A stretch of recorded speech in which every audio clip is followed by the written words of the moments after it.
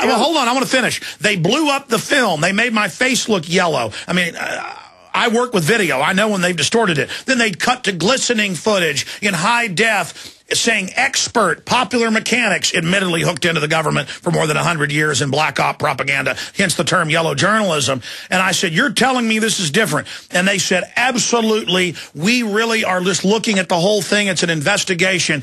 I mean, they didn't tell me, because it was secret then. Now he can reveal it because of WikiLeaks. Oh, this guy's best buds with the president, and he's going to reveal us the secret circle and how it's all wonderful. And so here's the top Bohemian Grove guy, and that's how these spies would work, getting me involved, taking me out there. They're locked, cocked, and ready, leading me right to them. Thank God I escaped. I'm telling you, this makes me sick. Yeah, there's also a Guidestones episode coming out, too, in a few weeks, and I'm pretty sure that they'll just conclude that it was either just an eccentric environmentalist or a publicity stunt at the Elberton Granite Association. Don't worry about it. It's not the Illuminati. It was just a publicity Don't worry about stunt. Ted Turner calling it R.C. Christian or Rosicrucian. Never mind, it's the official 500 million population in the UN Biological Diversity Assessments. Never mind all the other calls for world government and population. I'm sure that's going to be just fine, too. For those interested, I have a lengthy article. You can get it on markdice.com or search for it, titled What Brad-Meltzer's Decoded Myth About the Real Meaning of the Symbols of the Statue of Liberty. And, you know, we should maybe get into some of that, too, because some of your audience might think that you're a lunatic or we're lunatics for saying that it represents Satan. So maybe we should kind of get into a little bit of that. Yeah, I want to do that, Mark, and we're going to hold you a little bit into overdrive in the next hour. But looking at this, going over this, I'm pretty freaked out. And I guess I've come to the point where I cannot do mainstream TV interviews. I did Ventura. That was real. They're now pulling not just one but other episodes and erasing it off DVRs under Homeland Security threats. That's confirmed, and the mainstream media isn't reporting on it. That's big news. Under government orders, they go into your DVRs and erase them now. Under government orders, they're pulling episodes, dealing with FEMA camps, not denying the info's real. That's why they are pulling it. They're completely freaked out. So I did that, and it's being pulled. But every other mainstream TV thing I do, Nightline, it doesn't matter. It's a stinking hit piece. And to sit there and have people straight-faced tell you that we have no connections to the government, this is a fair, open piece, and I'm like, really? Because I've seen bad stuff out of History Channel. We promise. Yeah. And then, oh, I'm a government asset. I hang out with the president, who's the Bohemian Grove head, and then he just expects us to lay down and take this? Yeah, it's incredible. I mean, let's maybe get into some of this symbolism so people don't think that we're kind of jumping the shark here and losing. Well, I mean, hold on, Mark. I'm going to put this on screen for people. Guys, put the Brad Meltzer article from New York Daily News up. I mean, they're saying right here he's part of a super secret government operation that war games possible attacks. What they don't tell you, and what Patty Meltzer may not know, is that, and I've covered this for over a decade, they have all sorts of Hollywood groups writing scripts of attacks. Then those scripts are used, and Red Cell is used as a cover for black ops, that if they get caught by other agencies or groups planning to stage an event, they say, oh, it's just part of the drill. Yeah, it's like Tiger teams. They're used Tiger teams, which supposedly are good guys that try to infiltrate systems to test security. So, yeah, it's covert Tiger teams that actually are actual terrorists. Yeah, and then they follow these scripts, just like, I get a call. The star of the X-Files is coming to your house. He's all freaked out. He gets there. It's Dean Haglund. He says, yeah, the CIA planted this stuff on us. I don't want to get too much into it. I'll get in trouble. But, 6 months before, they planted that episode of the government flying the jet in the World Trade Center and then attacking Afghanistan. It's insane. It's incredible. He got on air and said most of it later. But the point is that they were writing those scripts, and then they're used as covers. And if somebody gets caught, it's a lone gunman script. And listen to this. I'm looking at the Red Cell report right now, again, released by WikiLeaks. It's unclassified, but it still says here that you're not supposed to have it. And this is what the Red Cell concluded. There are 18 academics, former Homeland Security officials, think tank, security specialists, all this stuff. This is what they concluded in their 4-page Red Cell report that thankfully WikiLeaks released. The concern over a future homeland attack. There is concern over a future homeland attack, but no more likely than before. Yeah. One Red Cell participant said that the London attacks, quote, countered the perception that terrorists are running scared. Mass transit systems are a target. Buses, trains, subways, and their supporting infrastructure are identified as likely targets. This is what this report did. 18 specialists. Yeah, it's written at a 5th grade level to be given to the FBI. It's unreal. Yeah, I mean, it's incredible. Well, again, I'm not saying that Brad-Meltzer at Red Cell even understands this, but we know what Red Cell has been used for. We know what similar things have been used for. We know they always run a drill of the actual attack while it's happening so they can smoke screen. All this Red Cell chatter also confuses NSA and others. Let me add this, too. Let's just say that, let's give Meltzer the benefit of the doubt that he's not an evil, heartless scumbag that has conscious awareness of what Bush 41 and his Illuminati connections have done. But by recruiting him, by Bush reaching out to him, bringing him to his home, basically giving him access to everything that he's ever wanted, now he's compromised. He can't go out and talk about these things. You know, his main character is a national archivist. You think he's going to talk about Northwoods or Gulf of Tonkin? Like in the article in the USA Today, Brad Meltzer admits that because he has such high-level fans, I better get this right. Well, let me go back. You just spurred my memory. In 1996 and 97, I was approached by mid-level Republicans here in town. They would come down to the Access station and say, I was just talking to the governor the other day. He really likes you. You know, we're going to be watching the show and seeing what you're doing, and governor might want to meet you sometime.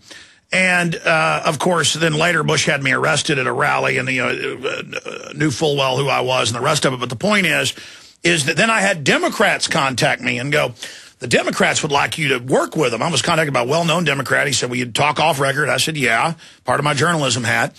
And then he called me like a month later and he said, how dare you say Bill Clinton's a traitor? You're never going to get a job with us now. So that is how they operate, yes. Yeah, he might not be, in the know, but now he's compromised. Now he would have to turn his back on his lifestyle and all the connections that he's been given to come out with the truth. So now he's just not going to. This is the former head of the CIA, one of the head people at Bohemian-Grove, who is now credited with this guy's new book about inner circles. Yep. And then, oh, man, this is... It's unbelievable. I mean, it's just quite incredible. So, maybe we could get into why the Illuminati, created the statue and the history of the statue. And by the way, that's all on public record. Let's get into the good Lucifer and the bad Lucifer. Let's get into that episode foreshadowing what we're going to see with Bohemian Grove. So my episode was that the secret, that there's, an encoded symbolism into the Statue of Liberty, and obviously it itself represents Satan or Lucifer. They are one and the same.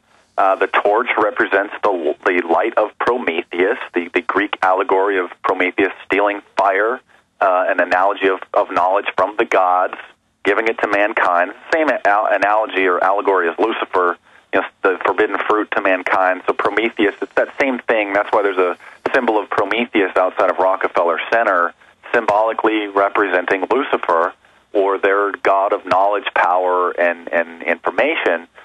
So you have the Illuminati design the Statue of Liberty. The designer, Frederick Bartholdi, was a high-level Illuminati into occult symbolism. Gustav Eiffel created the structure, in the supporting structure. Richard Hunt created the pedestal. All these guys are Masons. People think that the Statue of Liberty is, it's American, it's a gift from the French. Well, Frederick Bartholdi, the creator, actually wanted to give his design to Egypt, and it was an Egyptian goddess, and they denied it. They said, no, we don't want it here. So then he turned to America, and he said, let's put it over here.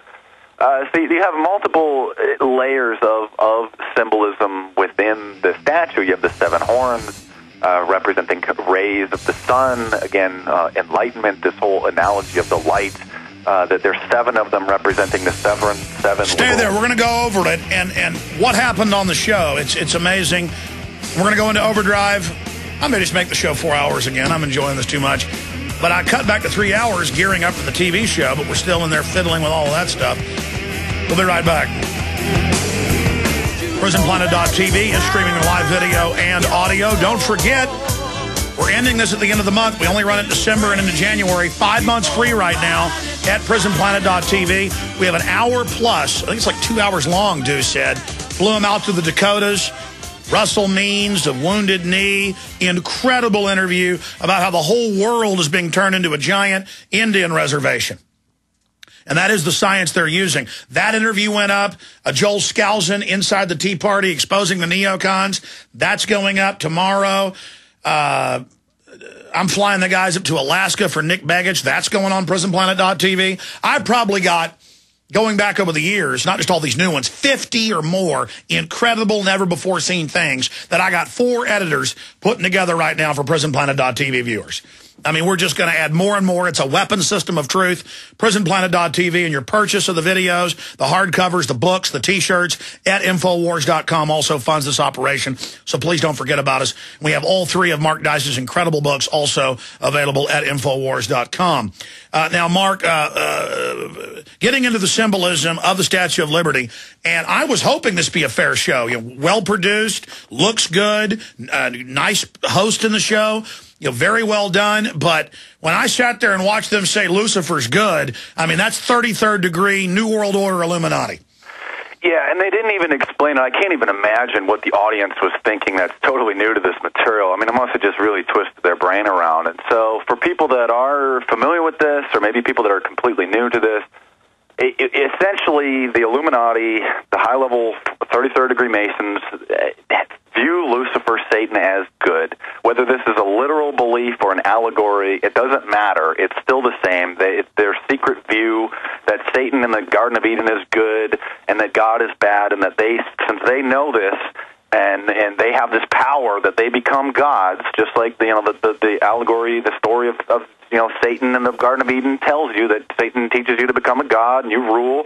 That's what they believe. So that's the show said, oh, well, it is a Lucifer, but they did, because it's just a light bearer. But they didn't get into, he said it has nothing to do with the Satan. But Lucifer and Satan are exactly the same thing. I'm tired of occultists saying that they're not. I have all the books. I have The Secret Doctrine, published in 1888. I have Morals and Dogma. I have everything. And Helena Blavatsky, Manly P. Hall, all these guys, Albert Pike, say Satan and Lucifer is the same thing. Yeah, they don't tell the Masons till their 33rd degree this, and I'm sick of Masons telling me it isn't true.